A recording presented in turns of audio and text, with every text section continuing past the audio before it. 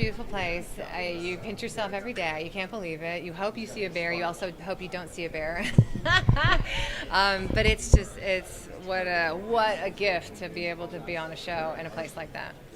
What can we look forward to this season? Season 5 of Yellowstone.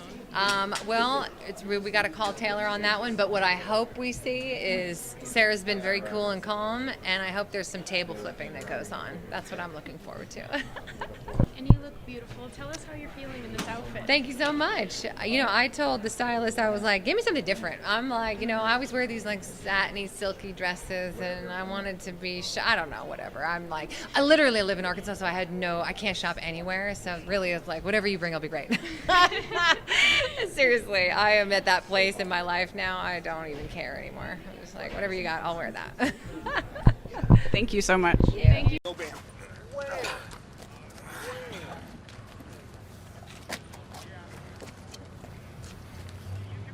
And that would be a cut on rehearsal. Okay, stand by here. Let's see how that goes.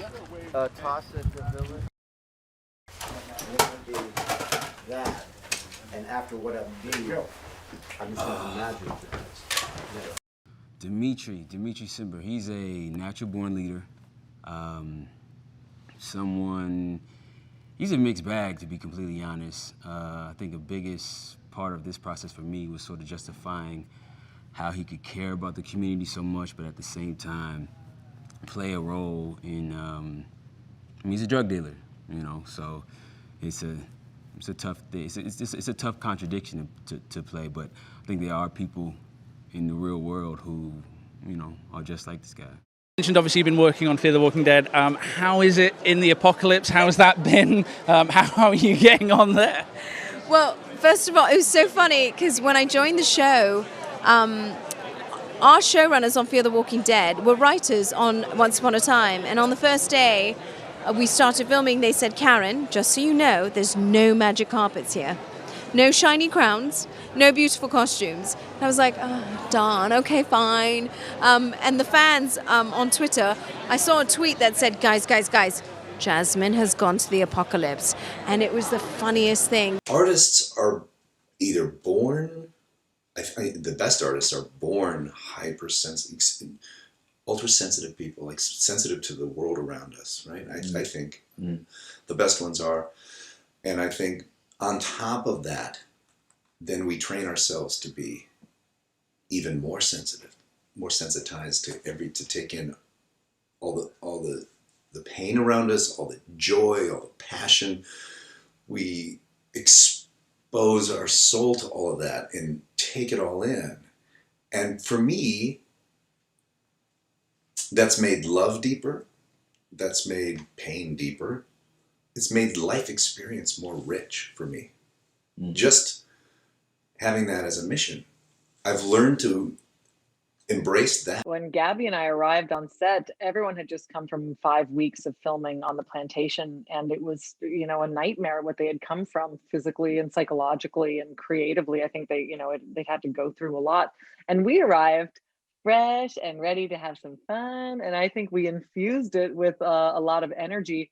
And just immediately, Gerard and Christopher had hired these two amazing powerhouses, Janelle and Gabby, and working with them, they're so talented and open and generous and playful. I think this chemistry just popped pretty quickly. Hey, my name's Damon Victor Allen. I play Frank Woods in Call of Duty Black Ops Cold War. Oh boy, all I can say is, if you're out there and you're feeling judged or bullied because you're different, just know that you're not alone. You can reach out to your parents, your friends, your principal. We're all special in our own way and unique in our own way. And remember that no one can do you like you. So remember, variety is the spice of life, and without it, we'd have no art. So reach out to someone, talk, you'll feel better, trust me. I've done it.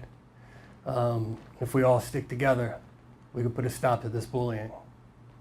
Each game I change it a little bit. And it's not even always something I have to do consciously. Although, obviously since Insomniac's Spider-Man was such a big hit and people have come to me to play Spider-Man in other games, they're looking for, some of, what we did with that first one. It's a different Spider-Man. Like I couldn't just take Insomniac's Spider-Man and play that same Spider-Man in all of the other games. At the core, it's Yuri Lowenthal's Spider-Man. And so you're going to get some of the stuff that you would get in any Spider-Man that I would do. But I definitely change it up. And that's usually just dictated by, the game itself, the writers, the people I'm working with and collaborating with. I would like to say it's not, but it's very true. Literally just this past weekend, the New York Latino Film Festival did a special anniversary screening. I was there with writer-director Luis Valdez.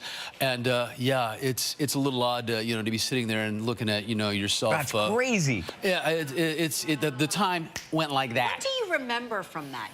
Do you have any specific memories about making that film? Fear. Lots of fear every single day. Yeah. I mean, this was my big break. This was my Cinderella story. And, they plucked me out of Dallas, Texas, and here I was the lead in this Hollywood film, and frightened every day that I was not going to, cut the mustard, so to speak. And his family was there every day. His sister Connie, his sister Irma, Mario, Bob Morales, his mom Connie. There was a lot to live up to. Yeah. Do you know the Muffin Man? The Muffin Man? The Muffin Man. Yes, I know the Muffin Man. Who lives on Drury Lane? In my line of work, I don't have the option to just stop working when it gets too hot. Fans aren't an option. And I'm lucky if my cooler keeps things lukewarm. The heat can make work miserable. That is, until now. Because now, there's Mission Towel.